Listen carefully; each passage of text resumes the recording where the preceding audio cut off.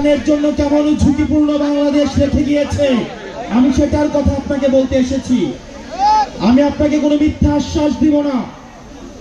আপনি এমন একটা বাংলাদেশে বাস করেন, যেই বাংলাদেশের প্রতিরক্ষা ব্যবস্থার দিকে যদি আপনি তাকান, আপনাকে আশাহত ছাড়ার কোনো কারণ নাই।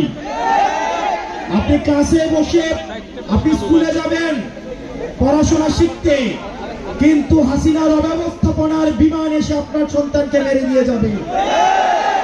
আপনি যদি বাংলাদেশের মানচিত্রের দিকে তাকান, বাংলাদেশের মানচিত্রের 3 দিক থেকে ঘিরে রয়েছে ভারত। রক্তচক্ষু দিয়ে ভারত বাংলাদেশের দিকে তাকিয়ে রয়েছে। এক পাশে রয়েছে যুদ্ধ অবস্থায় বিদ্যমান মায়ানমার, আরেক পাশে রয়েছে জলরাশি বঙ্গোপসাগর। দুর্ভাগ্যজনক বিষয়, বাংলাদেশের এখনো পর্যন্ত যথাযথ কোনো প্রতিরক্ষা ব্যবস্থা নাই। যেখানে ভারত S-400 আয়রন ডোম রয়েছে, আমাদের কোনো এয়ার ডোম নাই, আমাদের কোনো আয়রন ডোম নাই, আমাদের সাবমেরিন নাই, আমাদের I-to-I air two air missile নাই। আমরা ভারতের যে অস্ত্র রয়েছে, পার্শ্ববর্তী দেশের যে ধরনের প্রতিরক্ষা ব্যবস্থা রয়েছে, আমাদের বাংলাদেশের প্রতিরক্ষা ব্যবস্থা বলতে কিচ্ছু নাই।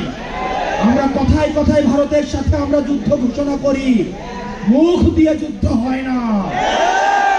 প্রিয় গাজীপুরবাসী তরুণ প্রজন্ম, আমাদের আত্মরক্ষার জন্য আমাদের যুদ্ধের প্রয়োজন নাই।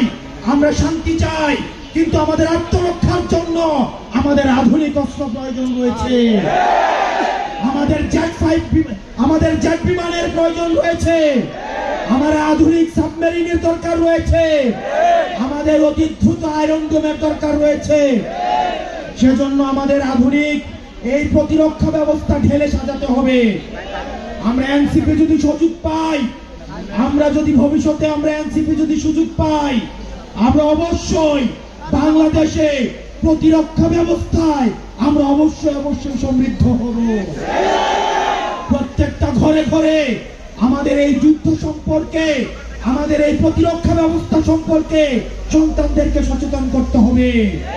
শুধু লিপ সার্ভিস দিয়ে ভবিষ্যৎ বাংলাদেশে সার্ভাইভ করা কোনোভাবেই সম্ভব নয়। আপনারা জানেন, হাসিনার যে প্রতিরক্ষা ব্যবস্থা, হাসিনা আর্মিকে একটা রাজমিস্ত্রিতে পরিণত করেছে, কনস্ট্রাকশন কোম্পানিতে পরিণত করেছে। আমাদের আর্মিকে যুগোপযোগী এবং আধুনিক করতে হবে। সেটির জন্য আমাদের সেনাবাহিনীর যথাযথ এবং বিশ্বমানের প্রশিক্ষণের মধ্য দিয়ে, বিশ্বমানের অস্ত্র দিয়ে, বিশ্বমানের প্রযুক্তি দিয়ে আমাকে এই সেনাবাহিনীকে ভবিষ্যতের বাংলাদেশের প্রতিরক্ষার জন্য প্রস্তুত করতে হবে।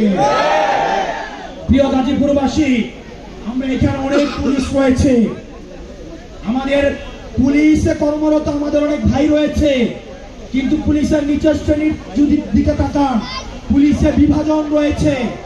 আজকে কোন একটা সংকট তৈরি হোক, সব ড্রাইভার যায় একজন কনস্টেবল থেকে এসআই পর্যন্ত, ওসি পর্যন্ত, আর উপরে যারা রয়েছে তারা ক্ষমতার লোভে দেখা যায় তারা অন্ধ হয়ে যায়।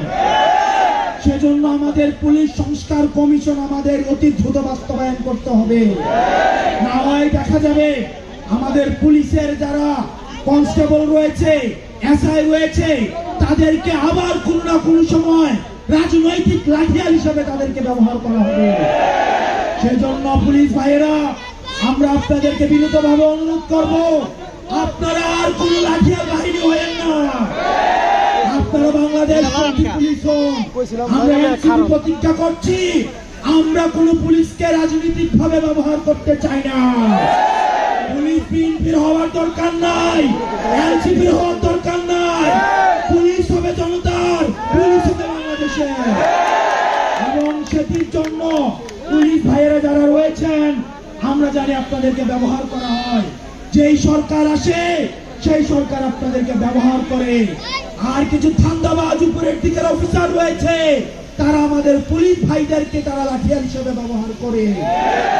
অতি দ্রুত পুলিশ সংস্কার কমিশন বাস্তবায়নের মধ্য দিয়ে আমাদের পুলিশকে অবশ্যই অরাজনৈতিক ভাবে তাদেরকে ফাংশন করার সুযোগ দিতে হবে। আমরা বক্তব্য দীর্ঘায়িত করছি না। আমাদের আহ্বায়ক জনাব নাহিদ ইসলাম পরবর্তী বাংলাদেশ বিনির্মাণে আপনাদের করণীয় নিয়ে বলবেন। জনাব নাহিদ ইসলাম আমাদের যে দিক নির্দেশনা দিবেন, আমরা সেই দিক নির্দেশনা বাস্তবায়নে প্রয়োজনে যদি নিজের জীবন দিতে হয় সেটির জন্য